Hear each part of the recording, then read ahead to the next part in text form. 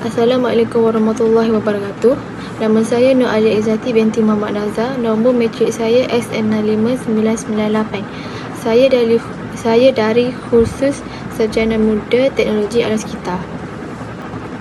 Baiklah, bagi tugasan individu ini saya telah memilih soalan yang pertama, iaitu 3 langkah yang boleh diambil untuk mengeratkan lagi perpaduan dalam kalangan masyarakat pelbagai kaum di negara. Pada pendapat saya, negara yang mempunyai berbilang kaum sangat memerlukan usaha-usaha untuk memupuk perpaduan kaum bagi membina negara yang harmoni.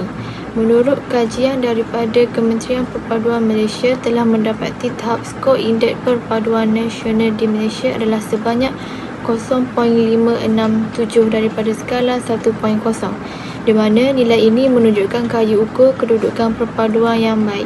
Okey, antara 3 langkah untuk mengeratkan lagi perpaduan dalam kalangan masyarakat pelbagai kaum di negara kita.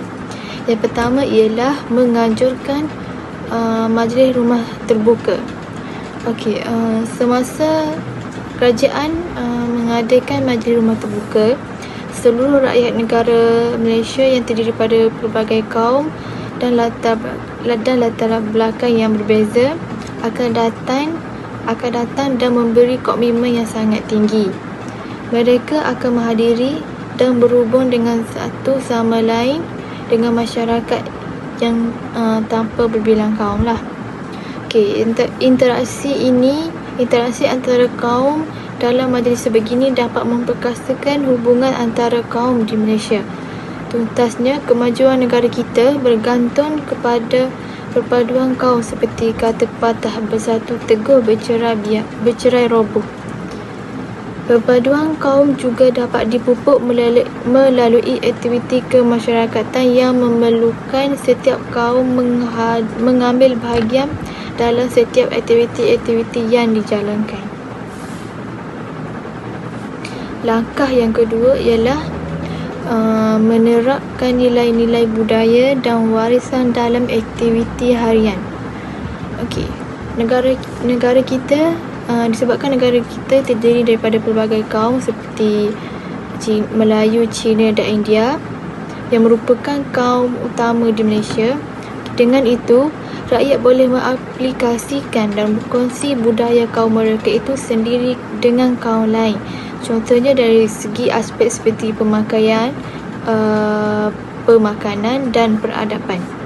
Sebagai contoh yang boleh kita lihat yang telah pun dijalankan oleh rakyat Malaysia kita sendiri, antaranya ialah seperti semakin ramai wanita yang bukan Melayu telah memakai pakaian baju tradisional orang Melayu seperti berbaju kurung untuk ke majlis-majlis tertentu maupun ke kuliah di universiti. Dan contoh yang kedua ialah dari segi pemakanan. Makanan India seperti roti canai, chapati semakin mendapat ataupun semakin diminati oleh rakyat di Malaysia rakyat Malaysia yang lain, kaum yang lain. Okay.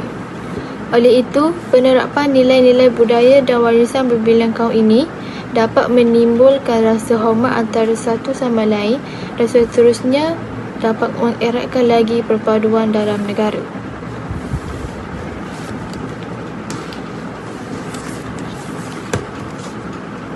Langkah yang ketiga ialah memperkasakan aktiviti sukan dan rekreasi.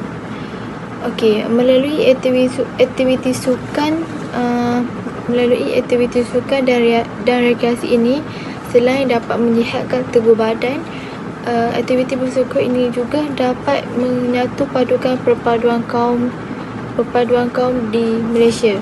Contohnya, apabila musim bola berlangsung, semua orang tanpa mengira kaum akan berkumpul untuk lepak ataupun menonton siaran langsung bola sepak tersebut di gerai-gerai mamak, dan mereka akan memberi sokongan yang padu untuk satu pasukan, iaitu pasukan Malaysia. Jadi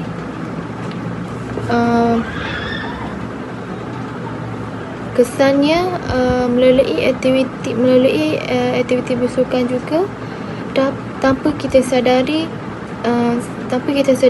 telah pun mengeratkan lagi perpaduan kaum di Malaysia. Kesimpulan yang dapat kita lihat bahawa keamanan dan kemakmuran sesebuah negara bergantung kepada perpaduan kaum seluruh rakyatnya. Pelbagai pihak harus bergerak seiring untuk mencapai keharmonian perpaduan negara kita. Seperti kata pepatah, bulat air kerana pembentuk, bulat manusia kerana muafakat.